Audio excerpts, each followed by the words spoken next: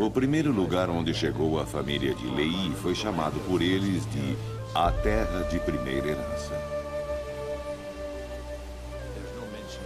Não há menção de frio, gelo ou neve, e o clima parece ser tropical ou semitropical. Muitos acreditam que não havia outras pessoas aqui a não ser Lehi e sua família. Porém, isso não é verdade. Já havia culturas aqui na Mesoamérica. Temos a tendência de pensar que quando Lehi e sua família aqui chegaram, essa terra estava vazia e desabitada. Mas ao lermos o texto no livro de Mórmon, aparentemente fica claro que haviam outras pessoas aqui. E Lehi e seu grupo descobriram esse fato rapidamente. Jornada de Fé. O Novo Mundo.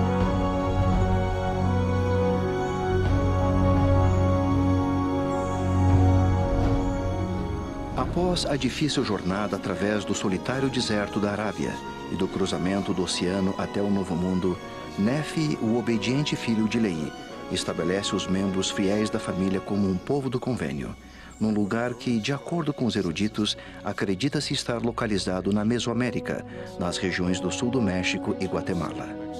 A família de Lehi rapidamente descobre, tal como os israelitas, ao entrar na terra de Canaã, que outras culturas prósperas lá existiam, culturas cujas crenças religiosas eram muito diferentes.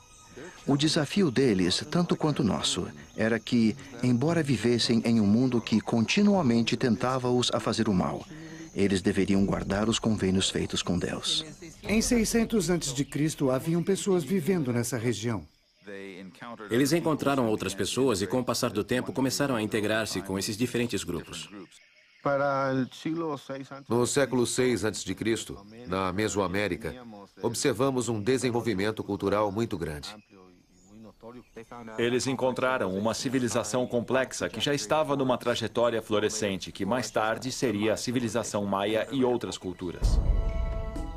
Em 1830, baseado nos recursos disponíveis, Joseph Smith não teria tido conhecimento dessas culturas. A última vez que contei, haviam como 65 ideias ou hipóteses diferentes referente a onde o grupo de Lehi chegou na costa oeste da América. Não há problema em especular, mas cientificamente falando, isso não ajuda no progresso desse estudo. Temos aprendido que devemos estudar exaustivamente sobre esse assunto. Devemos ver todas as possibilidades, toda a informação. Verificar se há um lugar onde ambas as culturas e a geografia se encaixam. Baseado no que foi encontrado, a Mesoamérica é o candidato mais forte dos locais do livro de Mórmon. A grande maioria do livro de Mórmon passou-se no Novo Mundo e as evidências indicam que aconteceu na Mesoamérica.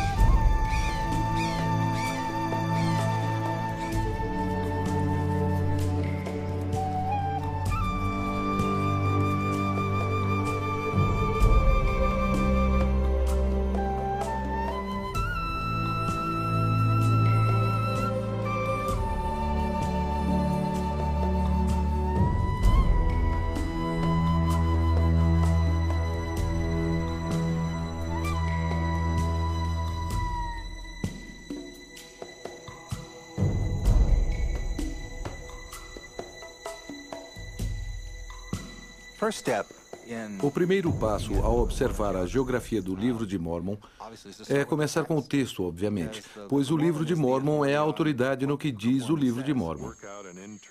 Devemos criar uma geografia baseada no livro de Mórmon e depois tentar encontrar um local onde ela se enquadra. Ao observarmos tudo geograficamente disponível, e compararmos de maneira sistematizada esse conhecimento, uma coisa em comum se apresenta. A Terra Prometida tinha o formato de uma ampulheta. Sabemos que existe uma terra ao norte e ao sul, e entre os dois tem uma área relativamente estreita de terra. Era uma terra consideravelmente grande, e a questão do seu tamanho é crucial ao nosso entendimento a seu respeito. A única ferramenta que temos para medir área ou dimensões é o tempo de viagem de suas jornadas. Em média, a maioria dos grupos em qualquer parte da Terra viaja aproximadamente a distância de 24 quilômetros por dia. Viajando da terra de Nefe à terra de Zaraenla, nos é relatado que demorava 21 dias. E para um grupo de 200 a 300 pessoas com rebanhos e gado, você pode deduzir que seria no máximo uns 320 quilômetros. Algumas centenas de quilômetros, uns 200 para a parte estreita da Terra. Seria mais ou menos de 960 a 1.600 quilômetros de cima até embaixo.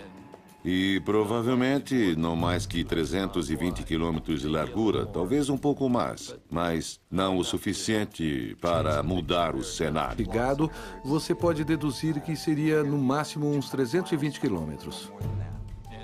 Algumas centenas de quilômetros, uns 200 para a parte estreita da Terra. Seria mais ou menos de 960 a 1.600 quilômetros de cima até embaixo.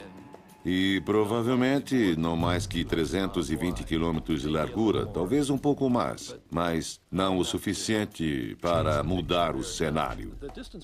A distância através daquela parte estreita de terra é difícil estimar, pois temos duas distâncias dela no livro de Mormon, ambas dadas usando o tempo como medida e não distância. A medida é de um dia de jornada para um nefita e um dia e meio em outra seção. Em ambos os casos existe uma linha fortificada. Os dois parecem estar no contexto militar, e quando mensageiros militares estão correndo, eles são mais rápidos do que a população normal viajaria. Mensageiros que eram corredores poderiam atravessar em um dia ou um dia e meio. Mas não corremos hoje como eles corriam naquela época. Tem um outro elemento na área estreita que merece ser mencionado. É algo muito importante. Eles o chamam de estreita passagem.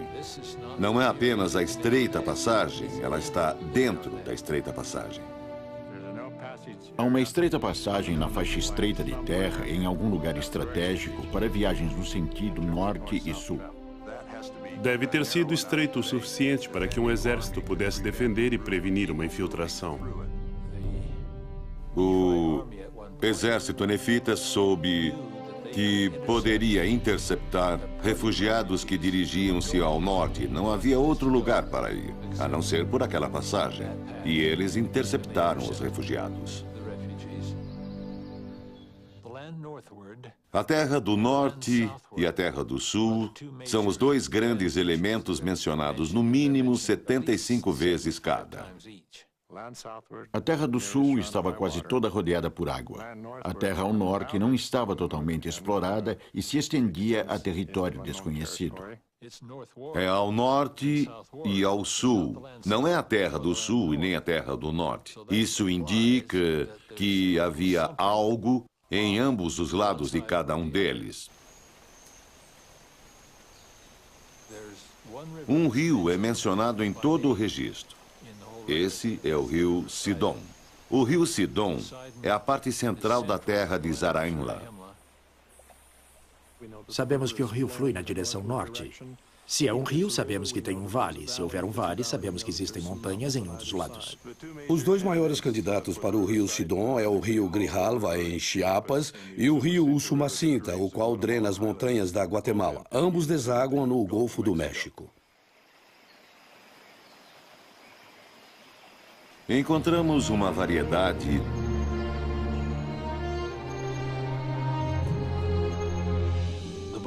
O livro de Mormon tem muitas das mesmas características culturais, todas as mesmas características da civilização da Mesoamérica. Mesmo que seja interessante falar da geografia e da arquitetura da Mesoamérica em comparação com o Livro de Mórmon, existe um contexto mais rico e profundo que podemos observar sobre as crenças da Mesoamérica, da religião mesoamericana, quando comparados com o Livro de Mórmon. Tem muitas atribuições culturais do Livro de Mórmon que se enquadram no contexto mesoamericano. Uma das coisas muito importantes do Livro de Mórmon é quão bem o Livro de Mórmon se paralela ao que conhecemos da pressão sociocultural que está acontecendo na Mesoamérica. Se você acrescenta aquelas atribuições culturais às atribuições geográficas, faz dele o candidato mais provável. O desenvolvimento da cultura mesoamericana coincide cronologicamente com as datas e eventos descritos no Livro de Mórmon.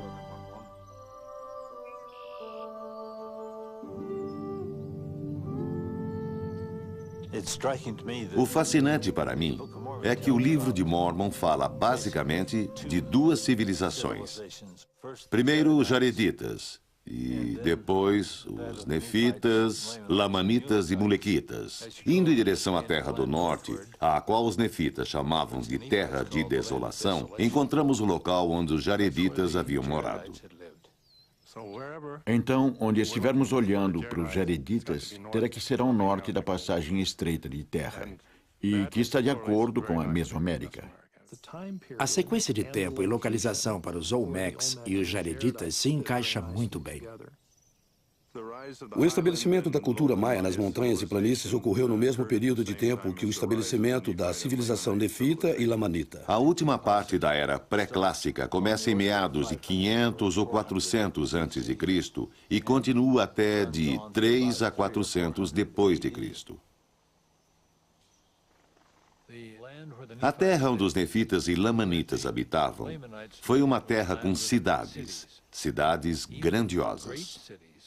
Tal como Nefe, Zaraenla, a cidade da abundância, e muitas cidades menores.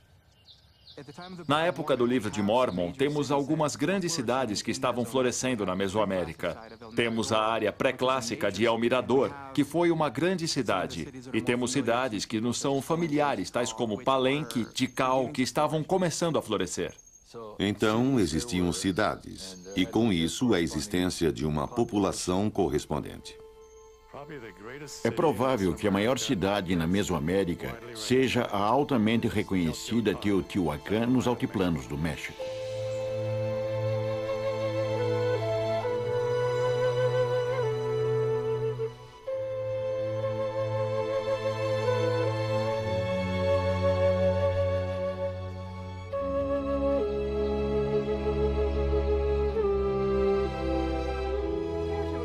Teotihuacan é uma cidade que surge mais ou menos 150 anos antes de Cristo e aumenta sua população até cerca de 650 depois de Cristo, sendo na época a sexta maior cidade do mundo. Investigações arqueológicas ali têm interessantemente atribuído o crescimento da cidade na época em que a migração nefita vinha da Terra do Sul no meio dos primeiros 100 anos antes de Cristo. Os nefitas, se fossem contemporâneos aos teotihuacanos, teriam com certeza se conhecido. E os nefitas deveriam ter sabido dos teotihuacanos, pois estavam mais ou menos no meio entre Teotihuacan e a vasta área maia nas terras mais baixas. Certamente na Mesoamérica temos muitas cidades que foram construídas de pedra, que foram feitas de cimento. Acho que uma das coisas mais fascinantes de Teotihuacan é que eles eram muito familiarizados com a mistura de concreto com o cimento. Todas as construções em Teotihuacan tinham um acabamento externo de concreto, conhecido como concreto teotihuacano, equivalente ao concreto usado hoje em dia. É uma cidade de cimento.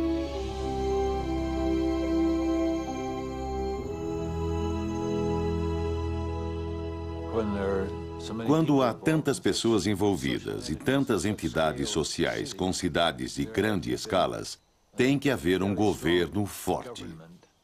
E todas as civilizações antigas foram governadas por reis. O povo do Livro de Mórmon fazia parte de uma cultura muito complexa. A organização política da Mesoamérica do povo maia, no qual temos um melhor conhecimento e observamos no livro de Mórmon, particularmente entre os lamanitas, tem algumas correlações interessantes. Eles não somente tinham reis, não somente tinham dinastias onde havia herdeiros do reino. O que encontramos é uma conglomeração de cidades diferentes, cada uma tendo seu próprio rei, porém com um rei principal sobre todas as cidades. Então temos Lamoni, que era um sub-rei, e seu pai, que era o rei principal. Esta é justamente a situação que encontramos na Mesoamérica. Uma das coisas que ocorre na organização política dos maias é a visita oficial, algo formal, de um rei para o outro. Uma dessas visitas de Estado aparentemente ocorreu quando Lamoni deveria ter visitado seu pai comemorando seu aniversário. E quando ele leva Amon para livrar seus irmãos, vemos uma outra visita de Estado. Parece que estas visitas de Estado que vemos no livro de Mórmon estão em paralelo aos textos que temos que indicam esses tipos de visitas entre o povo maia.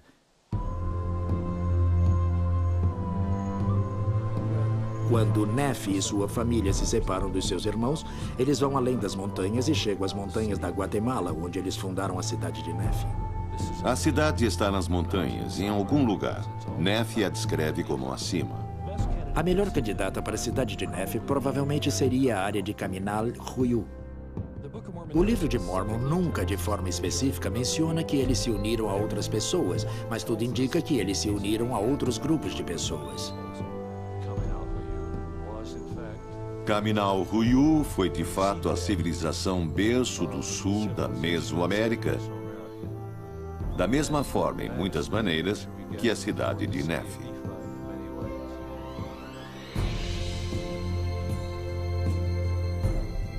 Dentro de um tempo relativamente curto, a descrição que recebemos da cidade de Nefi indica que havia um grande número de pessoas lá. Isso é um fato incrível num período de tempo muito curto para alguém que não somente uniu um número grande de pessoas, mas também os coordenou, os manteve vivendo na mesma área, os manteve com as mesmas crenças, os manteve com o mesmo sistema econômico, os manteve trabalhando juntos ao invés de separados. Nefi foi capaz de fazer isso, de juntá-los. Deveria ter alguém por trás disso. Nefi era um grande líder. Durante o governo de Nefi, o local de Caminal Ruiu é governado por um sistema inovador de liderança com a construção de canais, projetos para purificação de água e construção massiva de edificações. Sabemos que essas pessoas estão produzindo peças de cerâmica, construções de alvenaria e basicamente populando todo lugar com uma nova cultura.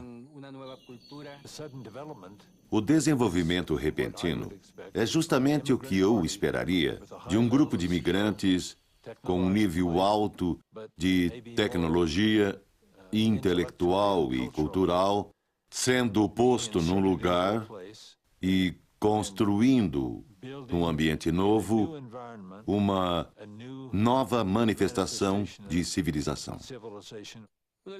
A influência de quem domina quem, a menor cultura que chega ou a cultura já existente é a que tem mais êxito. As que possuem mais êxito em questões tecnológicas, de agricultura e na construção de edificações. Nefi constrói uma cidade. Nefi é um construtor. Seu povo o chama de rei. Ele tem uma grande habilidade de liderança. Ele é engenhoso. Ele tem toda a habilidade, talento e preparação. Ele é um otimista e totalmente comprometido com o Senhor. O povo quer seguir alguém que é justo. Eles mesmos não precisam ser justos. Mas eles dão valor à integridade. Eles dão valor na confiança em alguém e também estão dispostos a segui-lo. Acho que esse alguém é Nefi. E seu nome, tal como César, foi conferido como um título àqueles que o sucediam. Acredito não ser por acaso que desta linhagem vêm os reis. Desta linhagem vêm os guardiões das placas. Então vemos esse incrível profeta, líder, colonizador, construtor, e ele é magnífico. Mais tarde, em mais ou menos 200 a.C., há uma redução da população manifestada pela arqueologia. Para mim, isso é um sinal de quando Mosias tomou aqueles que seguiam e acreditavam nele e foram para Zaraenla, onde descobriram o povo de Zaraenla ou os Molequitas. Quando Mosias parte, a cidade de Nefe torna-se território lamanita.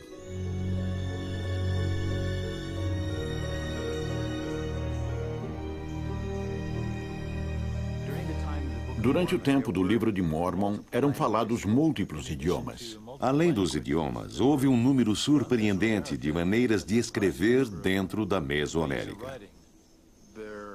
Existe um grande número de escritas maias durante o período pré-clássico, ou seja, antes de Cristo. Provavelmente o mais famoso é o Monumento 10, situado em Caminal Ruiú. Eles tinham todo o tipo de livro que podia ser imaginado. Esses livros eram conhecidos como codexes. Eles se abriam como sanfonas, e ainda existem alguns deles. A capacidade de escrever foi extremamente comum na Mesoamérica. O idioma falado poderia facilmente ter mudado. Poderia ter tido uma raiz do hebreu, tal como o inglês. Aliás, se tentamos ler Beowulf, não podemos, devido ao idioma, ter mudado tanto. Vejo que as palavras de Amaron a Mormon, que tinha 10 anos na época, são muito interessantes. Amaron diz a ele: percebe que és rápido a observar. O que vejo é que Amaron está dizendo a Mormon: vejo que você aprende rapidamente, isso é bom, pois você terá vários conjuntos de livros em 2 idiomas e muitos dialetos, e em diferentes estágios linguísticos. Boa sorte. Tem um ponto, porém, que é importante reconhecer, pois o idioma religioso é altamente conservativo e preservado. Moroni comenta sobre os caracteres que têm mudado e como os idiomas têm mudado. Nefe, no início da história do Livro de Mórmon, e Moroni, no fim do Livro de Mórmon, tendo mais ou menos 1000 anos de diferença, não poderiam ter se entendido. Mormon provavelmente não iria ter falado o mesmo idioma que Nefe, mas ele teria aprendido o idioma e ainda assim poderia comunicar-se.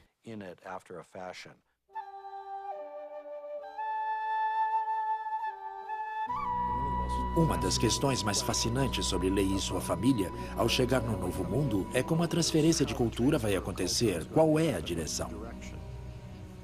Para coisas do dia a dia, a direção tem que ser da Mesoamérica para suas vidas. Eles chegam nesse novo lugar onde estão rodeados de um povo que não tem nada a ver com eles, linguística, religiosa e culturalmente, com o desafio, a dificuldade de integrar-se ao novo ambiente, preservando o que é importante, aquilo que define você como povo. Para conservar seus princípios, normas e leis. Porque todo o desenvolvimento cultural é, com certeza, o reverso ou pelo menos diferente daquele existente. A dificuldade para eles foi manter o que sabiam ser divinamente dado a eles, divinamente presenteado a eles. Sob a lei israelita, os nefitas teriam sido proibidos, se fossem corretos, a casarem-se com qualquer um desses povos. Lamã provavelmente, sem nenhuma razão para cumprir com o convênio, não teve ressentimento em casar com nativos. Nem ele, nem seus filhos. Ou até mesmo adorar seus deuses. Lamã rapidamente se encaixou com o povo que lá estava. Existem indícios de que pessoas juntaram-se a eles. O primeiro exemplo que se fala, em termos históricos, é no livro de Jacó, onde Xerém, um anticristo, veio buscando Jacó e disse a ele: "Irmão Jacó, tenho tentado vê-lo." Ele vem como alguém de fora, ele aprendeu o idioma, aprendeu algo da religião e tem sua própria proposta de religião, a qual quer apresentar e quer que seja aceita. Jacó indica a ele que não entendeu a religião do jeito que achava que havia entendido. Aquele povo provavelmente tinha sua própria tradição, Com certeza, idiomas diferentes. E também ideias que estavam de acordo com o que os profetas estavam tentando ensinar aos nefitas. Nefe inclui muitas passagens de Isaías, também Jacó, explicando como pessoas que não são do convênio podem ser adotadas ao convênio. Esses são grandes problemas da época de Nefe e Jacó. Depois disso, não há mais problema. E esse assunto nunca mais é mencionado. Eles descobriram como lidar com todos os outros que estão conhecendo e como estes poderão entrar no convênio. Logo, eles estão fazendo distinção entre os nefitas, que aceitam convênio, e os lamanitas, que não aceitam convênio. Então, não é somente a linhagem sanguínea de Lamã e Lemuel e os filhos de Ismael. É qualquer um que não fazia parte dos nefitas. É mais uma identidade cultural do que algo físico ou biológico. Isso abre mais a margem para qualquer povo indígena que não é trazido ao convênio.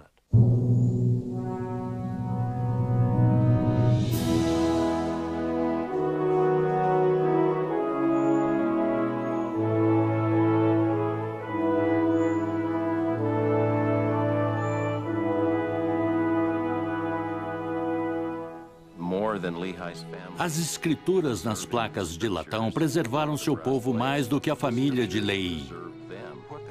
Eles continuamente tinham que voltar para as placas de latão. Continuamente tinham que voltar à sua herança religiosa para sobreviver como uma sociedade. As placas de latão eram imensamente importantes. Sabemos o que aconteceu aos bonequitas. Eles não trouxeram nada, nenhuma escritura.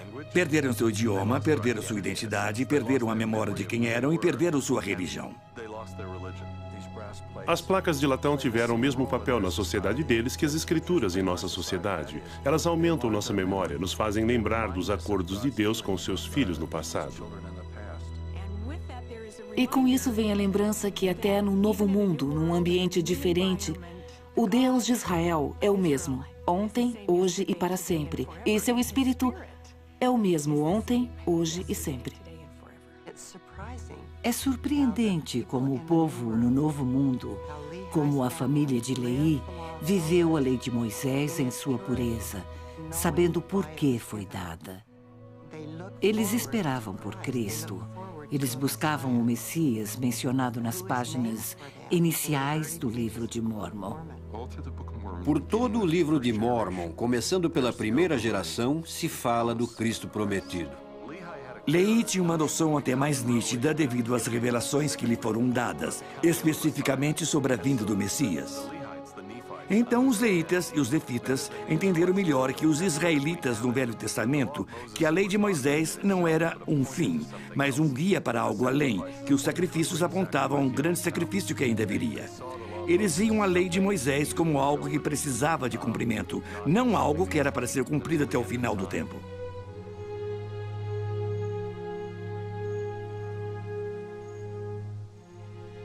Quando Nefe chega ao Novo Mundo, uma das coisas que ele faz é construir um templo. Isso também é um símbolo tangível da presença de Deus na comunidade. A construção do templo por Nefe não está fora do contexto da Mesoamérica. O templo era a parte central da adoração para as pessoas da Mesoamérica. Lá eram feitos os rituais. As pirâmides encontradas na Mesoamérica não são templos. Elas representam simbolicamente montanhas. A palavra montanha em maia é Uits, e as pirâmides são conhecidas pelo nome de Uits. O templo se encontra no topo da pirâmide, e isso é o que constitui o templo.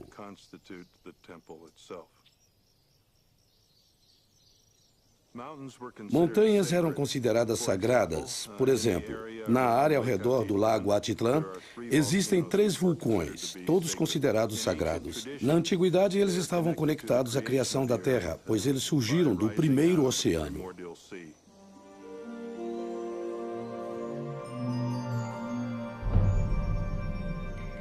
As cavernas nas montanhas eram consideradas os locais mais sagrados, como o Santo dos Santos.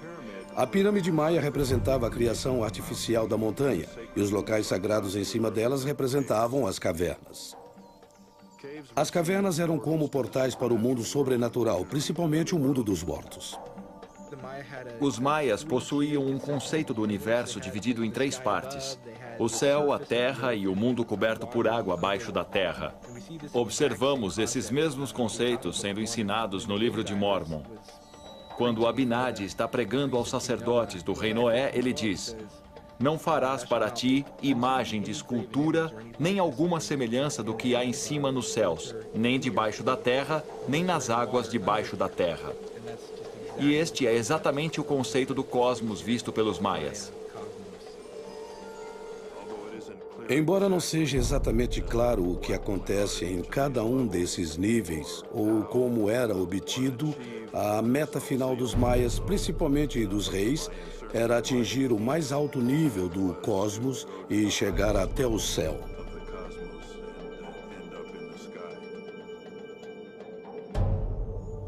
Para tornar-se um rei maia, o processo se iniciava com um nome de criança durante a coroação, onde geralmente recebia um novo nome de uma pessoa importante ou deus, e eventualmente tornava-se um deus.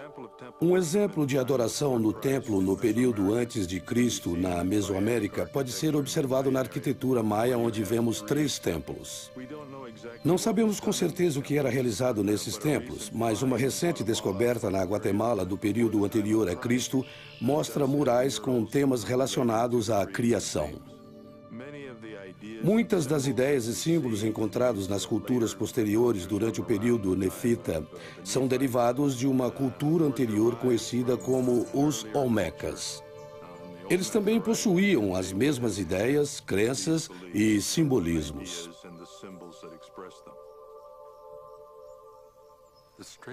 A linha mais reta para alguém seguir na antiguidade, de conversão, de cumpridores de convênio, é através do templo.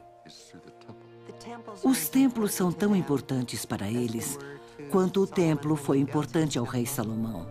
E o templo dele, seu primeiro templo, foi feito de acordo com o modelo do templo de Salomão. Se você está trazendo um povo para o convênio, o que deve ser feito é construir um templo. E então você os leva ao templo. Isso é o que os adere aos novos princípios, ensinamentos e convênios que tinham recebido. Apesar do templo ser o centro para ambos, o povo da Mesoamérica e o povo nefita eram os convênios feitos pelos nefitas no templo que realmente os separavam dos lamanitas e das outras culturas da Mesoamérica.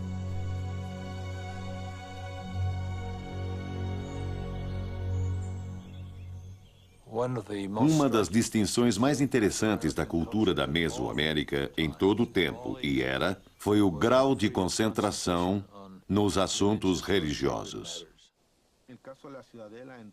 No caso dessa cidade, que está rodeada por muralhas e possui exatamente 12 plataformas piramidais na praça e 3 pirâmides principais ao leste, com certeza possui um simbolismo muito claro para os membros da igreja.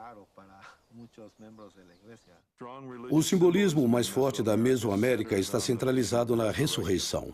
O principal dos deuses maias era um deus que morria e ressuscitava.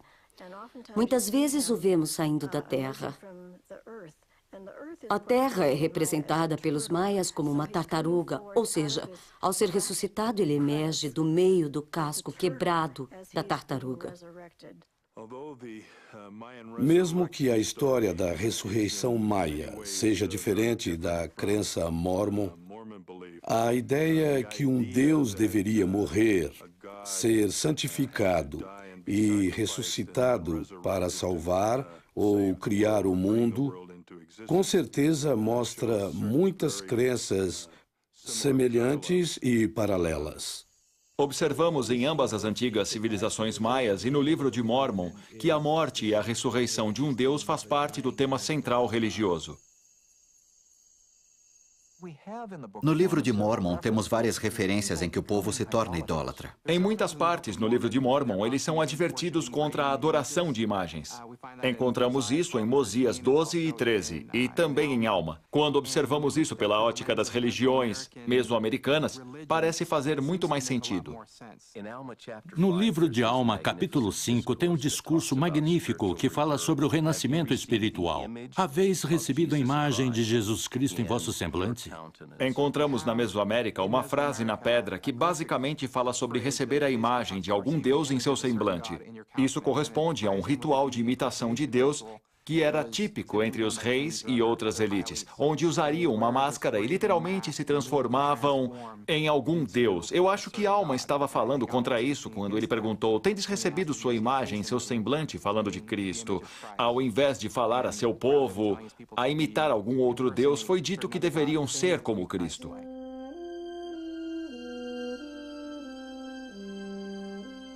Quando Benjamin começa seu discurso, uma das coisas que ele fala especificamente é: sou um homem. Isso parece um tanto estranho. Acho que Benjamin, de fato, estava respondendo ao conceito do rei, ser divino. Ele queria dizer a seu povo que ele não era um rei divino. Os reis maias eram considerados divinos, então uma das coisas que Benjamin queria deixar claro é que o povo entendesse que ele era apenas um homem. Ele está reforçando sua humanidade a seu povo, pois ele não quer que o povo acredite no conceito do rei divino, conceito esse propagado na área mesoamericana. Isso acontece de novo quando Amon é perguntado pelo rei Lamoni: és tu mais que um homem? Numa das conversas, um dos assuntos críticos que eles têm é: você é mais que um homem? Dentre os deuses mesoamericanos, existe uma classe de deuses que vieram à Terra, e eles pensam claramente que Amon é um deles.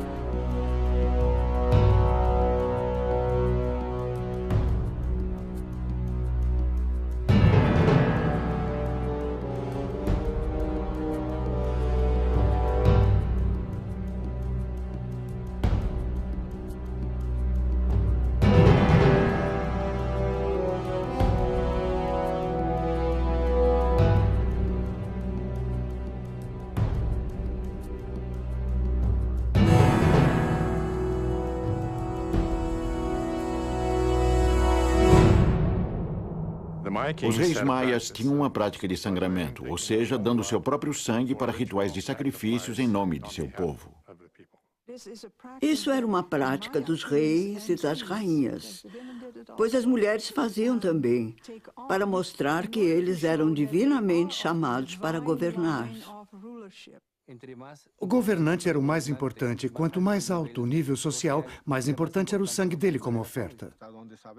Até onde sabemos, em quase todo o desenvolvimento cultural mesoamericano, existe muito sacrifício humano e normas sociais diferentes daquelas praticadas pela família de Leí e outros profetas. E, com certeza, tiveram muita dificuldade para conservar seus princípios e suas leis. A Mesoamérica acreditava que sacrifício do coração, sacrifício humano e dar sangue era importante para manter sua vida fluindo, para manter seus deuses satisfeitos. O sangramento do governante, basicamente, era um ato de dádiva para que os deuses favorecessem os maias e, dessa maneira, purificassem, dessem fertilidade e tivessem comunicação com esses deuses. Os seus deuses têm dado vida a eles, então eles precisam dar algo em troca para manter a vida contínua. E o que é mais importante do que a vida que Deus lhe deu? Então, eles usavam o sacrifício humano, especialmente o sacrifício do coração, tirando o coração ainda batendo. Na carta de Elamã ao general Moroni, ele indica os problemas que estão tendo enquanto os lamanitas tomaram algumas de suas cidades. Ele diz que eles levaram muitos cativos, muitos foram mortos, exceto os capitães-chefes. Eles permaneceram vivos por alguma razão. Ele diz até onde sabemos que estão na terra de Nefe ou estão mortos. Esse povo é muito inteligente, são sociedades muito avançadas e com isso sabem que o coração é o motor do corpo. Assim, eles estão interessados em remover o coração enquanto está batendo e oferecê-lo aos deuses como uma oferta suprema. Em termos da Mesoamérica, isso é muito interessante, pois os capitães-chefes eram aqueles que possuíam mais valor, pois eles tinham mais prestígio. Então é necessário ter alguém com algum tipo de virtude. Pode ser castidade, pureza, a inocência de crianças, pode ser a força de guerreiros. Os capitães-chefes eram aqueles que você queria sacrificar. Amaleque sabe da prática de sangramento feita pelos reis naquela área. Observamos isso no livro de Mórmon, em Alma 34:10, onde diz: porque é necessário que haja um grande e último sacrifício. Sim, não um sacrifício de homem, nem de animal, nem de qualquer tipo de ave, pois não será um sacrifício humano. Deverá, porém, ser um sacrifício infinito e eterno. Ele está essencialmente negando a divindade desses reis ao dizer que não é um sacrifício humano que vai expiar pelos pecados do povo. Mas tem que ser um sacrifício divino, tem que ser o sangue de um Deus. Aí ele especificamente se refere ao sangue de Cristo. É muito difícil para o povo da Mesoamérica largar seus hábitos antigos. Eles sentem que os deuses não vão favorecê-los. Existe claramente um nítido paralelo sobre o coração e as metáforas do coração no livro de Mórmon e a Mesoamérica. Quando você é minoria, é muito difícil manter suas ideias puras. Essa era a dificuldade de Leí e sua família. Quando a lei de Moisés acabou, o novo sacrifício era um coração quebrado e um espírito contrito, literalmente um sacrifício de coração.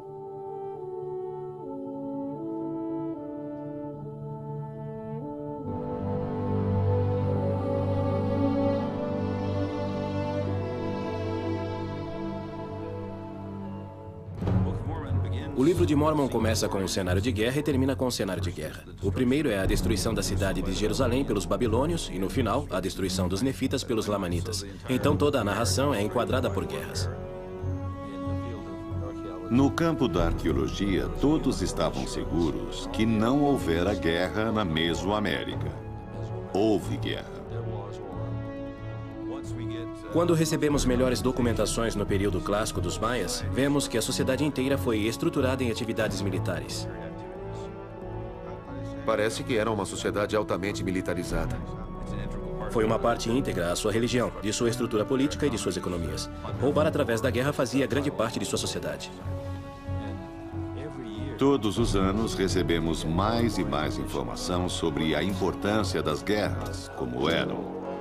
Isso é exatamente o que diz o livro de Mórmon.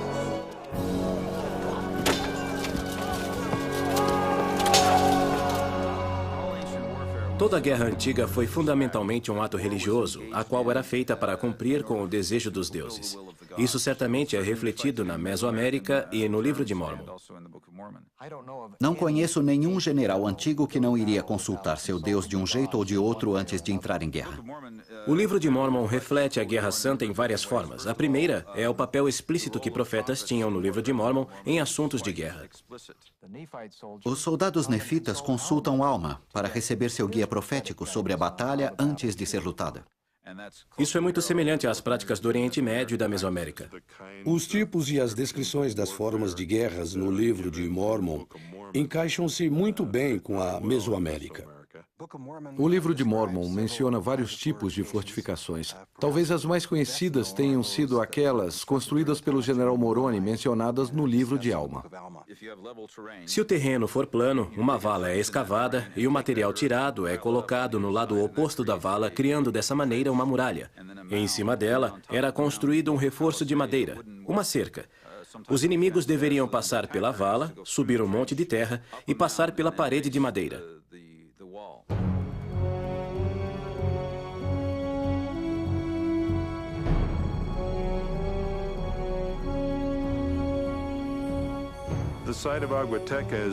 O local conhecido como Aguateca possui uma escarpa ao leste e um abismo natural ao oeste, formando naturalmente uma barreira de defesa onde pedras, flechas e outras armas de guerra poderiam ser usadas caso houvesse um ataque. Para chegar à área protegida, seria necessário passar pelo abismo, onde as pessoas seriam facilmente atingidas. Outras cidades maias, como El Mirador, Tikal, Tintal e Becã, todas possuem fortificações em formas de trincheiras, montes e paliçadas. Portanto, sabemos que cidades fortificadas são comuns na Mesoamérica, tal como descrito no livro de Mórmon. Nas sociedades agrícolas, em certas épocas do ano, é necessário plantar e colher a plantação. Isso é muito importante, pois se você não tirar vantagem dessa época do ano, certamente vai ter problema. As guerras no livro de Mórmon, por exemplo, foram sempre conduzidas no segundo ou no 11º mês do ano. Se sua população estava constantemente de armas em punho, significa que suas colheitas não seriam boas, trazendo fome para a população inteira. Então, com a guerra, também vinha a fome. Algo interessante é que justamente na Mesoamérica, o segundo e o 11º mês são os meses onde os agricultores teriam o tempo e o clima certo para entrar em guerra.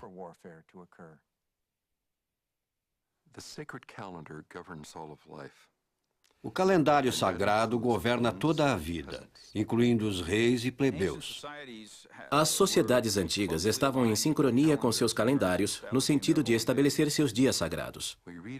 Lemos no texto o ataque extraordinário de Teancum para infiltrar o acampamento do exército lamanita e matar o rei no dia do Ano Novo. As forças de Amalequia estavam tentando entrar na Terra do Norte e as forças de Teancum os impediam. Sabemos que as forças de Teancum eram uma espécie de elite, equivalente a um militar especializado. O rei estava esperando o dia do Ano Novo para cumprir com certos rituais que, essencialmente, envolviam uma segunda coroação. Quando o rei morre no dia antes da segunda coroação, a estrutura inteira, religiosa e política, entra em caos e confusão, possibilitando assim um contra-ataque naquele momento mais efetivo. Seria algo imensamente chocante para um povo acordar no dia do Ano Novo e descobrir que seu rei foi assassinado durante a noite. Isso teria sido um choque psicológico terrível, não meramente pelo assassinato do rei, mas pela época do ano. Isso significa que alguma coisa está terrivelmente errada. Os astros estão fora de sincronia. Para o rei morrer, no dia que era para ser celebrado, não somente teria deixado os soldados lamanitas sem líder num sentido militar, mas também certamente no sentido que os sinais dos céus estavam contra eles. O povo no acampamento do rei fica frustrado pelo calor, trabalho e cansaço do dia. E ainda assim é o Ano Novo. Isso indica alguma coisa. Se o calor do dia os afetou durante o Ano Novo, então não estamos falando de Nova York e não estamos nos referindo ao nosso calendário normal. Provavelmente os dois. Estamos falando de uma área que não era familiar para Joseph Smith e de um calendário que era diferente do nosso. O dia do Ano Novo era quente, tão quente que drenou a energia do povo, deixando-os exaustos. É algo extraordinário ver que Joseph Smith conta a história de Teancum, que está de acordo com o que sabemos das antigas sociedades na América. Quero dizer, que pessoa morando no interior de Nova York poderia pensar numa história assim? Ninguém. Ninguém tem uma história assim. Os mesoamericanos eram muito criativos no desenvolvimento de uma variedade de armas. Obsidiana é um vidro vulcânico com bordas extremamente afiadas. Às vezes tão afiadas como uma lâmina. Podemos dizer, baseado nas evidências arqueológicas e na arte do Novo Mundo, que as espadas foram o que agora é conhecido entre os astecas de Machuiltl. Isto é uma lâmina de madeira. Dentro dela, existem pedaços de obsidiana, formando uma quina verdadeiramente mortal. Elas eram tão afiadas que existem relatos que dizem que a cabeça de um cavalo foi cortada num único golpe. Estas armas eram muito eficientes e mortais, e foram usadas devido aos nefitas terem perdido o acesso a certas fontes de metal, e por isso, não puderam transmitir e replicar sua tecnologia em metais. Não sabemos exatamente que tipos de espadas Amon possuía, porém as espadas que os mesoamericanos possuíam eram suficientemente afiadas para cortar os braços de seus inimigos, que eram levados e apresentados ao rei Lamoni. Durante as guerras, a madeira poderia ter sido manchada de sangue. O sangue era uma substância sagrada e reverenciada pelas pessoas da Mesoamérica. E dessa maneira, os guerreiros provavelmente tinham muito orgulho de suas espadas manchadas de sangue. No livro de Mórmon, os anti-nefleitas tiveram suas espadas manchadas de sangue. Como sinal de sua conversão, eles enterraram nas profundezas da terra aquelas espadas. Eles levaram tão a sério seu arrependimento que verdadeiramente enterraram suas armas de guerra e fizeram um convênio de que jamais as tomariam outra vez. Era uma tradição na Mesoamérica enterrar as ofertas em buracos profundos na terra. Isso servia de testemunho diante de Deus que não iriam manchar de sangue suas espadas e retornar aos seus pecados.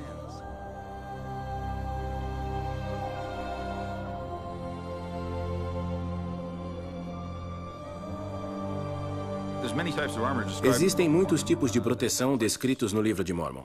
Capacetes, armaduras para o peito e braços, e podemos observar tudo isso na arte mesoamericana, especialmente na arte maia. Uma das coisas que o Capitão Moroni fez foi inovar essas armaduras. Parte dessa proteção é um escudo, é uma proteção para a parte superior do corpo. As partes inferiores, as pernas, são difíceis de proteger, porque é preciso manter a flexibilidade dos joelhos, e para isso é necessário uma área exposta naquele local. Se os guerreiros de Elamã estivessem usando algum tipo de proteção, provavelmente não teriam sido feridos em algum lugar fatal, porém certamente teriam perdido sangue pelos ferimentos nos braços e pernas.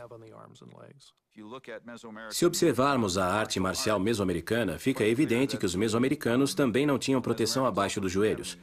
Eles preferiam a velocidade e a mobilidade ao invés de proteção. Por isso, não protegiam a parte inferior das pernas, tornando-as vulneráveis.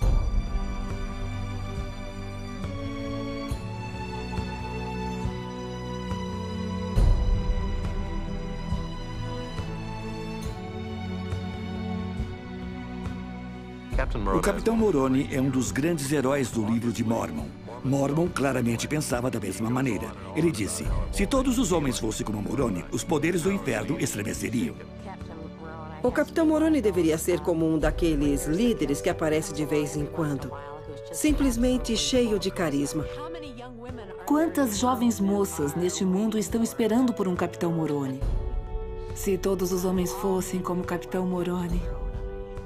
Homens como ele são raros, existem alguns imitadores, mas o Capitão Moroni, no livro de Mórmon, é um líder genuíno com paixão e força para fazer o bem. O Capitão Moroni é o comandante mais famoso do livro de Mórmon. É conhecido por sua coragem, talento militar e também por sua espiritualidade. Ele tem um sexto sentido, é justo, está disposto a confiar nos profetas, ele escuta a voz do Espírito.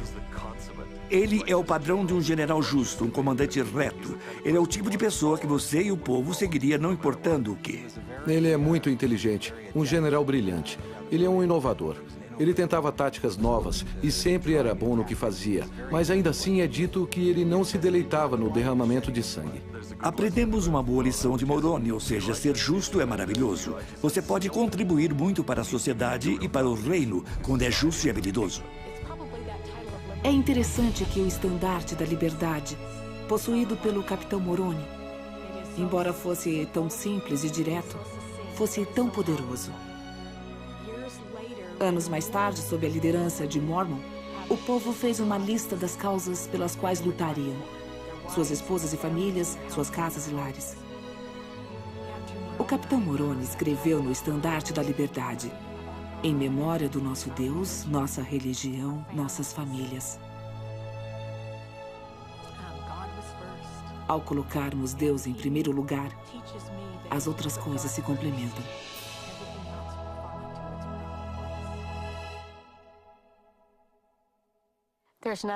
Não existe nada que toca mais a mãe do que a história dos 2.000 guerreiros. Os soldados falavam sobre a fé de suas mães, mas não consigo imaginar essas mães ou pais sentando com seus filhos e ensinando de uma maneira estruturada sobre a fé. Essa é a nossa esperança para todos os nossos filhos, de que eles possam aprender a ter fé conosco. Esse tipo de fé só poderá ser criada, eu acredito, pelo jeito que uma pessoa vive. É importante falar. Claro que é importante usar palavras, se explicar, dar-lhes a oportunidade de se expressar. Mas o mais importante é quem você é. Aquelas mães eram, cada uma delas, verdadeiramente justas. Ao observarmos os pais daqueles jovens guerreiros, notamos que eles falam sobre fazer um convênio. Os pais fizeram parte de um povo que havia feito um convênio, após se arrependerem e virem a Cristo, de enterrar suas armas e nunca mais lutar.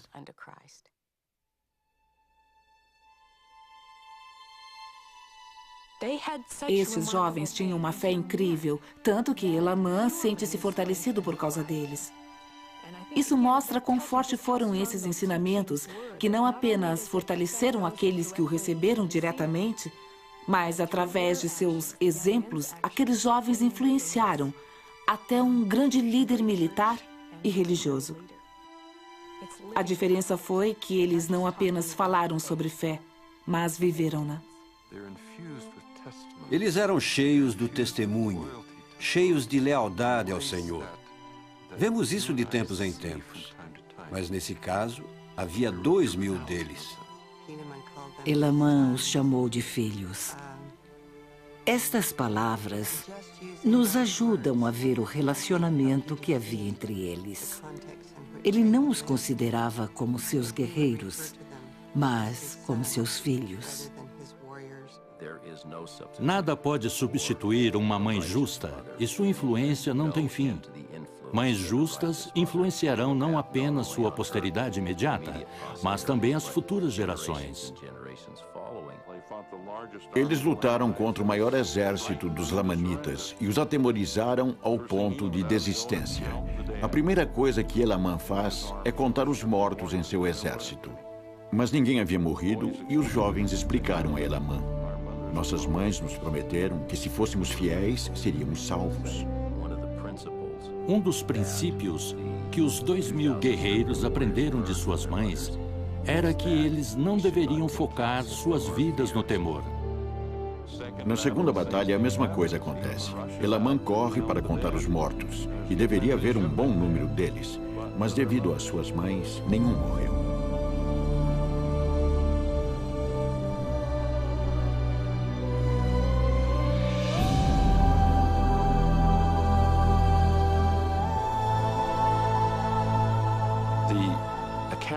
O relato do desastre em Terceiro Nef é muito interessante. Parece que poderia ter sido um furacão, ou um grande terremoto, ou talvez uma combinação desse tipo de coisas.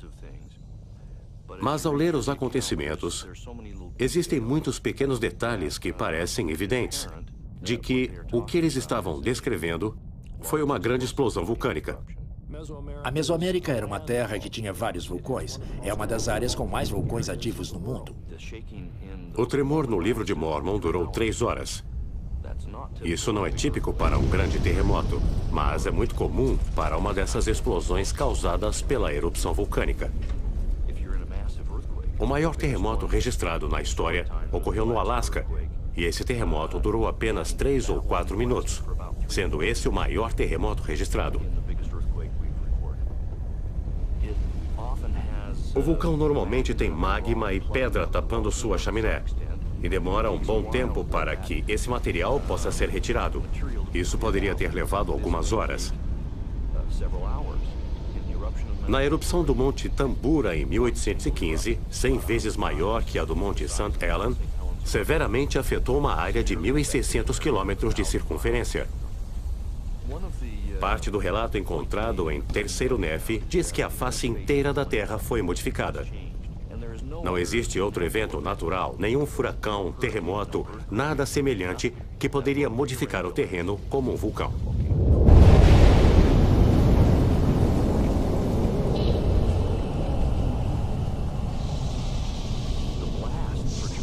A explosão inicial produz ventos de cerca de 480 km por hora. Esses ventos podem causar muita calamidade e destruição.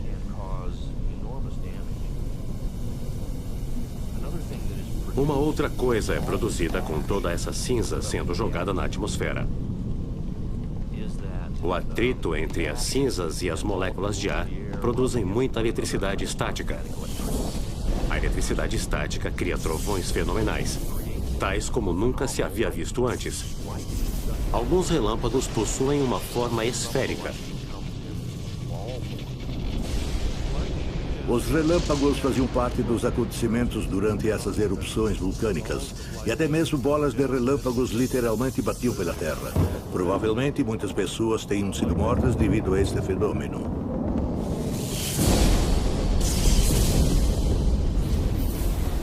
Você pode imaginar o estado de alguém que se encontra em uma dessas situações. As cinzas são tão grossas no ar que simplesmente bloqueiam o sol.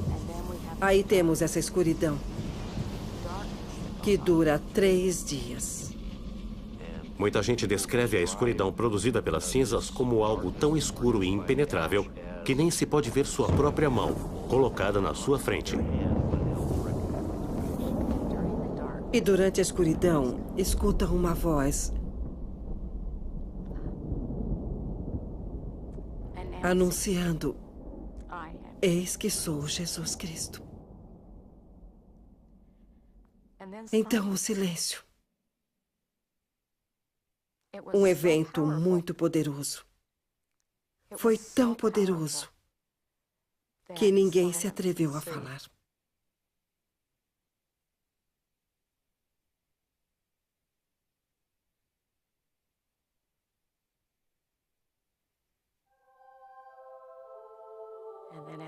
Depois de algum tempo, ele aparece. Ele aparece ao seu povo, agora preparado de um jeito que nem podemos imaginar para vê-lo. Eles são aqueles que escolheram a Cristo. Aqueles que sobreviveram às catástrofes devido à sua fé e retidão. Desde o tempo que Leí e sua família deixaram Jerusalém, a mensagem é que Jesus é o Cristo. Ele é o Salvador do mundo. Para mim, parece que todos os eventos antes de terceiro Nefi nos levam à vinda do Senhor no novo mundo. Essa é a mensagem mais importante do livro de Mórmon. O Salvador cura este povo de 3 maneiras. A primeira é criar uma ponte entre o abismo, crescido por séculos, entre um e outro lado da família, da qual nasceram 2 nações que se mantiveram em conflito durante todo esse tempo. O Salvador fala ao seu povo sobre união, a união que existe entre o Pai, o Filho e o Espírito Santo, sendo esses 3 um só Deus. Ele cura as pessoas do sentimento de estarem no lugar errado. Ele deixa muito claro que ele deu esta terra como sua herança. Eles são um em propósito e mente. Eles se tornam como o Pai e o Filho. Eles se tornam unidos. A terceira cura que ocorre é o perdão dos seus pecados. O Salvador vem para libertá-los de si mesmos. Eles o conhecem, o adoram. Cristo veio até eles. Essa maneira é tão diferente daquela ocorrida em Jerusalém. Parece que você está entre o povo quando Cristo os administra. No início, quando ele aparece, ele convida a todos, um por um, para vir até ele e sentir as marcas das suas mãos e pés. As crianças também são convidadas. Um dos fatores importantes dessa história é a interação entre Jesus e as crianças. Depois ele pediu que as crianças fossem trazidas até ele, uma a uma, e ele as abençoou. Depois elas são rodeadas por anjos. Então ele se vira aos adultos e diz: olhai para vossas criancinhas. Esse evento nos conforta. Sentimos seu amor. Então ele fala sobre a lei de Moisés. Não vim para destruir a lei, nem os profetas que ensinaram a lei. Eu vim para cumpri-la. Ele cumpriu a lei de Moisés.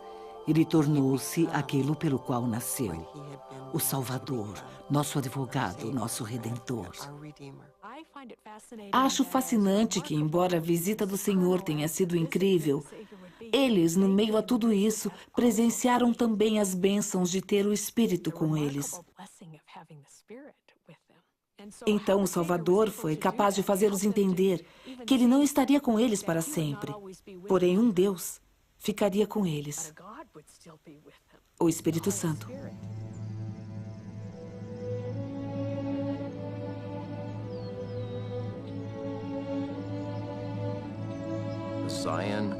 Os ensinamentos de Sião, ou uma sociedade de Sião, começa no coração dos indivíduos. Temos que estar dispostos a sacrificar tudo o que for necessário para guardar os mandamentos do Senhor. Temos que fazer todo o possível para ter um coração quebrantado e um espírito contrito. Pelas minhas pesquisas, vejo que o único governo estabelecido pelo Senhor e que continuou foi o do Quórum dos 12. De maneira geral, essa ordem era inferior numa instituição social que quase nem precisava de governo. É impressionante que por muitas gerações tenha sido registrado que eles viveram em paz. Eles compartilharam seus bens e não havia discórdia entre eles. Isso não acontece normalmente. É óbvio que esse evento foi extremamente poderoso, tão forte que até mesmo o seu relato pelos pais teve uma grande força na transformação do comportamento, até mesmo da próxima geração. Se seguirmos os conselhos do Espírito Santo, não precisaremos de muitas regras e regulamentos. Quando você tem esses dois elementos na sociedade, o amor a Deus e ao próximo como a si mesmo, então não há necessidade de muitas leis. A chave era que eles tinham tudo em comum. Eles se preocupavam com todos da mesma maneira que se preocupavam consigo mesmos. Não existia inveja. Não havia inveja, brigas e contenção. Tudo que possuíam era em comum. Eles haviam consagrado. Haviam feito convênios e se consagrado. Trabalhavam arduamente. Não era uma vida fácil. Eles reconstruíram suas cidades, estavam muito ocupados. Com certeza eram felizes. A felicidade verdadeira significa que você está trabalhando junto com outros, que está ocupado. Uma das razões pela qual a lei não precisava ser imposta interna ou externamente era que a lei estava gravada em seus corações.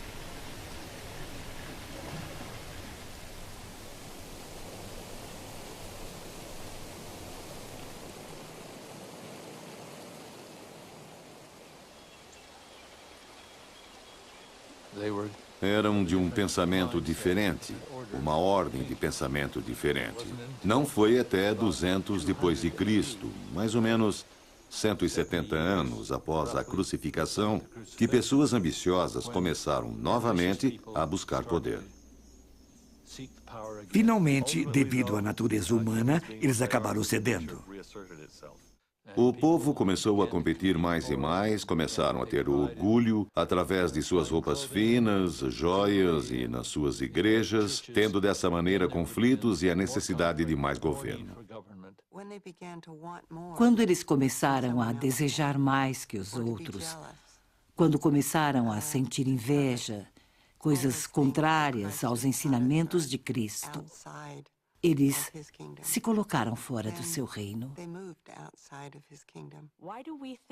Muitas vezes pensamos que o sucesso é um produto daquilo que é escrito sobre nós, nas colunas dos jornais e livros, ou quão conhecido é o nosso nome, e não pelas coisas que fazemos no dia a dia ou pelos convênios que guardamos, cuja influência é muito maior na sociedade.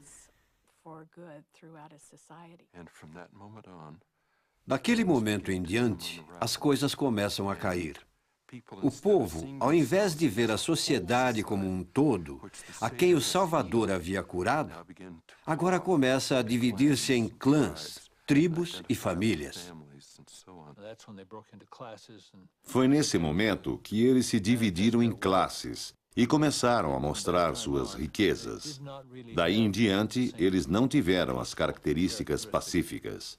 Desta maneira, começaram as guerras. O desejo de eu quero mais. Parece que quando esse período começa, a queda é muito rápida. Eles tomaram a decisão de ir contra os antigos ensinamentos. É justamente isso que faz a situação ainda mais trágica. O que aconteceu em sua sociedade é semelhante ao que acontece em nossas próprias vidas. Uma decisão por vez. O mais importante são os seus egos, e por isso eles retrocedem para onde, social e tipicamente estavam. Contendas, dificuldades, guerras, brutalidade, ciúme, imoralidade e orgulho. Uma coisa que podemos observar na vestimenta dos maias, daqueles que eram nobres, era o grande ego e orgulho que possuem. Eles querem mostrar todas as joias, os deuses, os objetos, imagens, e as construções têm um ar ilusionário para representar seu ego, seu orgulho e toda a riqueza que possuem. Com o orgulho prevalecendo, eles começam a competir uns com os outros, conduzindo-os à guerra, e a guerra os conduz à destruição.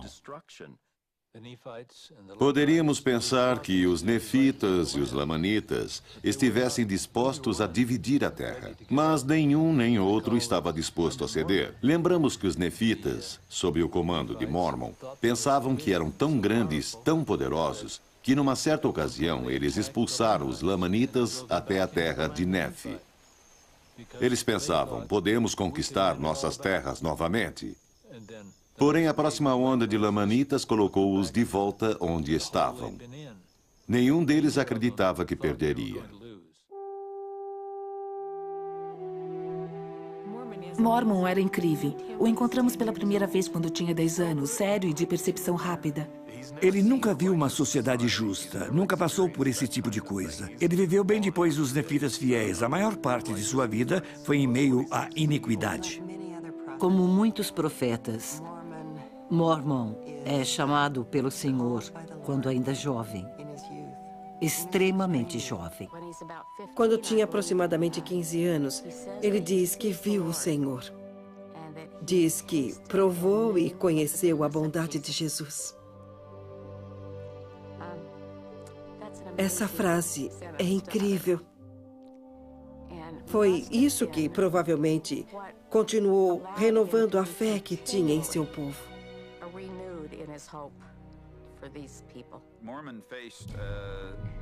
Mormon enfrentou uma situação semelhante à de Moroni, mas de alguma forma até pior. Ou seja, a maioria do povo que ele queria salvar se recusava a ser salvo. A coisa mais importante e necessária para aliviar os problemas militares era uma reforma social e espiritual entre a comunidade. Porém, eles se recusavam a tal reforma.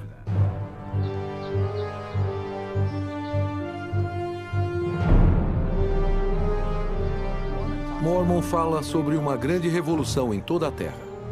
Em mais ou menos 350 d.C., algo grande acontece no estado de Chiapas, justamente na área mais baixa de Chiapas, no qual alguns de nós identificamos como o local de Zaraenla.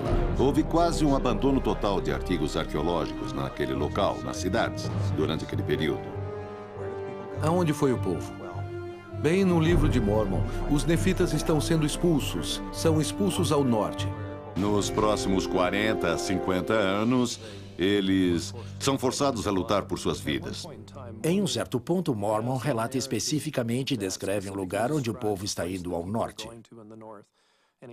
Ele diz que este lugar está ao norte das terras nefitas. Tem que ser uma terra de muitas águas, ter edifícios construídos de cimento e também uma terra com poucas árvores. Na época em que Mormon estava vivendo, todas essas descrições se enquadravam perfeitamente com Teotihuacan. Existem evidências arqueológicas e iconográficas que algumas cidades importantes na parte sul da península de Yucatán, tais como Tikal, foram conquistadas pelos povos vindos de Teotihuacan. Existem evidências que isso aconteceu mais ou menos em 378 d.C., que é uma data interessante no livro de Mormon. Isso ocorreu alguns anos antes da batalha em Cumorah. Em 378 d.C., em Tikal, tem uma entrada onde alguém de Teotihuacan aparece. Essa entrada é mais ou menos um tipo de eufemismo para dizer que, ao invés de serem conquistados, eles se tornaram aliados políticos em Teotihuacan. Os nefitas estavam no meio de tudo isso. Os nefitas estavam entre as rotas de comércio dos povos de Teotihuacan e os maias ao sul. Não seria difícil imaginar que foram não apenas alvos, mas nestas guerras crescentes foram influenciadas pelos habitantes de Teotihuacan, levando à destruição dos nefitas. E por isso eles tinham que ser eliminados, a fim de abrir a área para os forasteiros que estavam vindo para conquistar. É também interessante que, nesta época, Mormon fala sobre a mudança da natureza da guerra. De repente, ele comenta que as regras de guerras não estavam sendo seguidas como no passado. É interessante que, justamente na época que o povo da Mesoamérica está mudando a natureza de suas guerras, Mormon está dizendo a mesma coisa no livro de Mormon. Mormon fala sobre algumas das coisas terríveis que estão ocorrendo, até entre seu próprio povo, adotando o uso de tortura e canibalismo. Parece que a destruição maior vem dessas guerras, ao invés daquelas vindas de Teotihuacan. As táticas parecem ter sido mudadas. Perto de Tikal, num lugar chamado de Rio Azul, você vê monumentos que mostram a tortura de cativos. Isso é muito manifestado, especialmente na Mesoamérica, no 4º século, entre 300 e 400 depois de Cristo. De maneira geral, o que acontece é que a guerra fica cada vez mais sangrenta, muito mais violenta. Os lamanitas claramente estão tentando acabar com a identidade cultural dos nefitas, fazendo-os assimilar à cultura lamanita, ou com a destruição completa dos nefitas. Iniciaram com a competição, rivalidade, conflito e, finalmente, extinção total. O único jeito para resolver isso é livrar-se dos outros. E os lamanitas eram mais numerosos do que os nefitas. Isso foi exatamente o que aconteceu.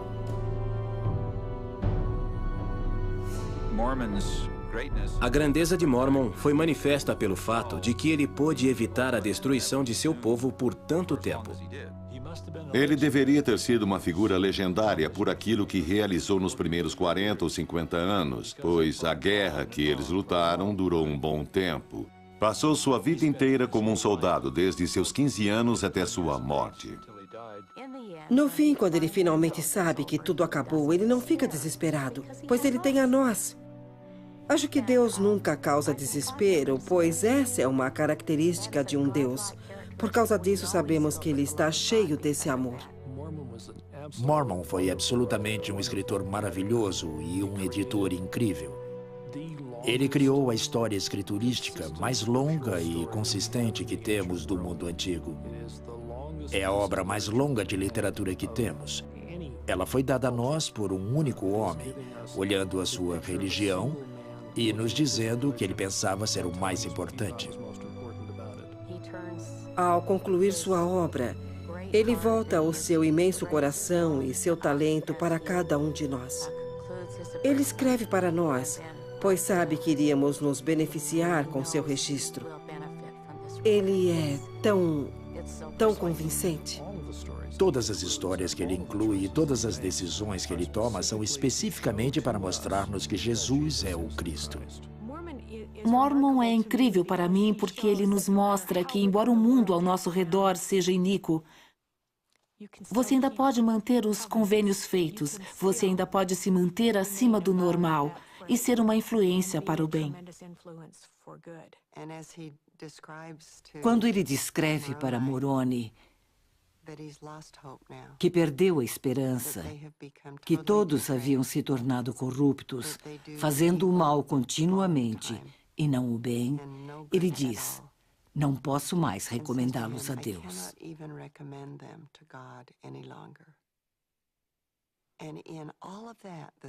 E apesar de tudo isso, vemos a nobreza dele ao se despedir de seu filho. Suas próximas palavras na carta dizem: mas eu posso te recomendar a Deus. À medida que Moroni inclui muitas das cartas e sermões de seu pai, Observamos o amoroso relacionamento entre eles. Muitos dos registros de Moroni são devotados com as palavras de Mormon. Vemos esta pequena família em um oásis no meio de tanta devastação. É um grande desafio e inspiração para nós, dizendo que não há desculpa, não podemos dizer que é impossível. Podemos ver Mormon como um exemplo de fidelidade em tempos difíceis. Eles só têm um ao outro. Sabem que têm ao Senhor. Acho que se tem uma mensagem em particular quando Moroni está só pela terra por todos aqueles anos, é quando ele finalmente diz, estou só. Essa mensagem significa que, se estivermos com Deus, isso é o suficiente.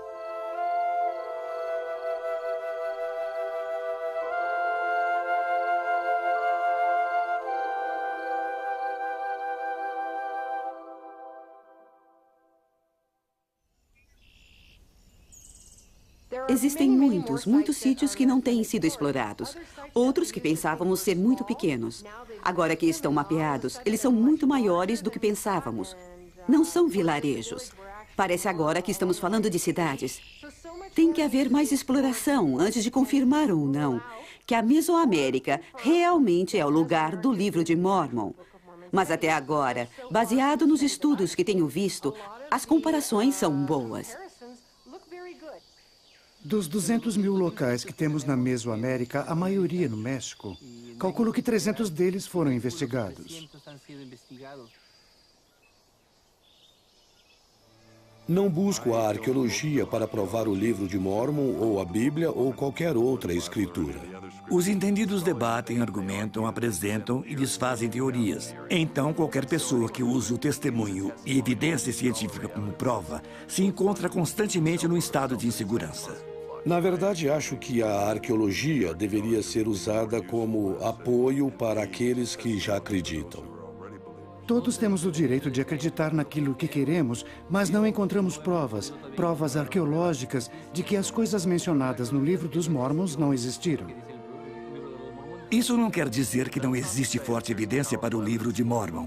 A evidência mais forte do Livro de Mormon é que sempre ele foi e sempre será reconhecido pela voz do Espírito, que testifica a você que esse livro é verdadeiro, que esses eventos realmente ocorreram e que este livro tem um significado pessoal. Existem muitas coisas especiais no Livro de Mormon e não tem nada a ver com sua geografia. A coisa mais importante no Livro de Mormon é que Cristo vive. Cristo vive. Quando acreditamos nele, nos arrependemos e somos batizados e santificados pelo Espírito Santo, estamos compartilhando da vida eterna.